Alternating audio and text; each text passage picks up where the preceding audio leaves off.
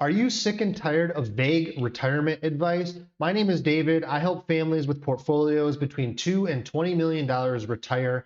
And if you've ever tried to get clear answers about retirement, you know just how vague and useless most of the information is out there. So here's my take. These are the top 10 questions I get asked about retiring.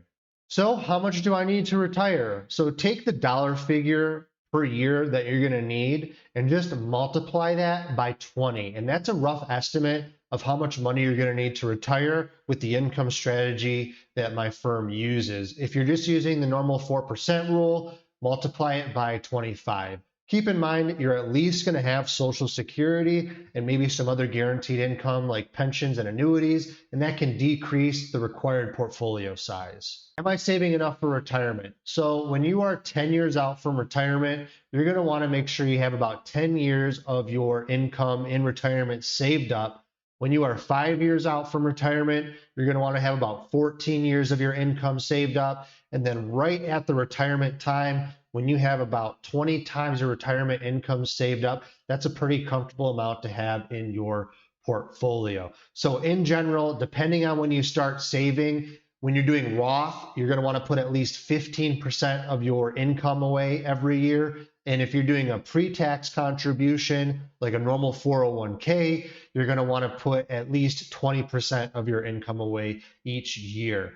That should put you right where you need to be when you get retiring, among other factors. So when can I retire? To get a pretty accurate idea of if you are actually ready or not, you want to take your desired annual income in retirement, subtract your Social Security income, any pensions or annuities from that amount, and take the leftover income amount and multiply that by 20.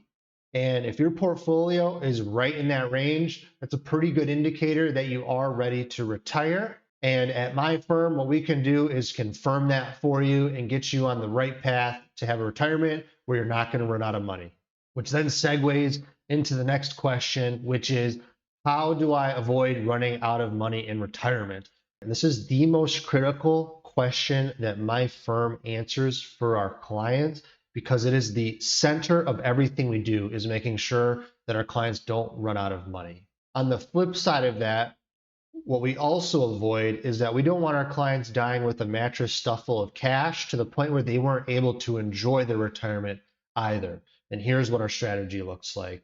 So according to Murphy's Law of Retirement, what is going to happen is the day that you decide to stop working is going to be the day that the market crashes.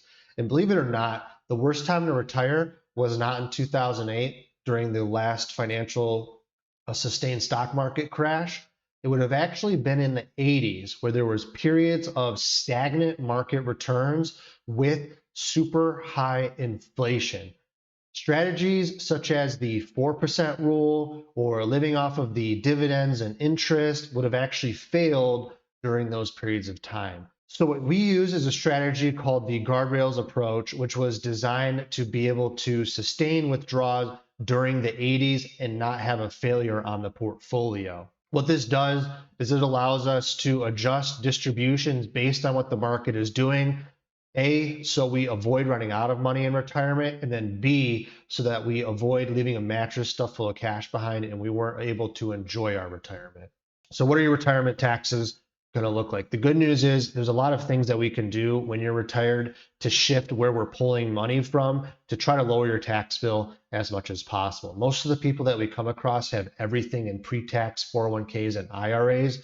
So we do our best to unwind that without having too much of a tax implication. And then on the investment side, we try to keep things as tax efficient as possible. But in general, in retirement, depending on how much income you're pulling, you can expect between 20 and 30% taxes across federal and state. Now, what about your health care? So depending on when you plan to retire, if you're going to take advantage of Medicare at age 65, you can expect to spend around $7,000 a year per person, including premiums and prescription drugs costs. Now, if you have a chronic illness, you can double that, put it to about $14,000 per year. And if you expect to have to stay in a long-term care facility, you can expect as much as $100,000 per year. And the average stay in those facilities is about 4 years. So when you work with my firm, we take all of those different factors into account to make sure that your overall retirement plan can sustain long-term care incidences, and then also health incidences as well. Now, should you pay off your mortgage? Ideally, the less fixed expenses you have in retirement, it gives us a lot more flexibility to invest a little bit more on the growth and aggressive side of things. Now, if you have like a sub 3% or 2% mortgage, I totally get why you may not want to pay that off. But in general, it's just one less thing to think about. Most of our super wealthy clients aren't going to waste the mental thought trying to arbitrage on a 2 or 3% interest rate and are just going to pay the thing off. How should I invest in retirement? So, with how long people are living, if you retire at 60, you have a pretty good shot of living another 30 years. That means that you don't want to necessarily go super conservative in your portfolio, because that can actually increase the chances that you run out of money. So we do a good blend. Typically 70% is going to be on the growth side of things in our portfolio, and about 30% is going to be on the preservation side of things, because most of our clients aren't trying to deplete the whole thing. They want to leave some to the kids. So you're investing for yourself along with your kids and your grandkids. A 70-30 split during a 2008 style event is going to have roughly a 30% downturn and take about 3 years to recover. But we're not in the business of pushing clients to take more risk than they're comfortable doing. And we have plenty of clients who are like half and half or even more conservative than that. And we build the plan around that to avoid running out of money. Now, when should you take Social Security? So a lot of people are just going to say push it off till 70 in pretty much all cases. And it really depends on a couple things. If your portfolio can sustain income pretty safely, then yes, push off at least the higher income earner until 70. You could take the lower income earner pretty much at any time. It's not going to matter. But if we have to pull it a little bit early, it's no problem. We just try to make sure we don't pull it before full retirement age of 66 or 67. Avoid doing like 62, 63, 64, because there's just a lot of problems with doing that. What happens if something happens to my spouse? So the last thing you want to do when you're dealing with the crisis and tragedy of losing your spouse is have to think about the money side of things. So we help our clients get all of that dialed in way ahead of time. So when that day does come, it's just one less thing that's going to be on your plate. So what you want to keep in mind is that you're going to lose one of the Social Security benefits and keep the higher of the two.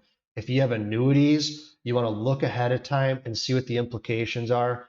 Sometimes they can completely go away with the death of the main annuitant, or the benefits are reduced, or it's just a lump sum payout. And then you also want to look at the pension. A lot of times, depending on the pension, there's going to be reduced benefits, or the benefits might go away entirely.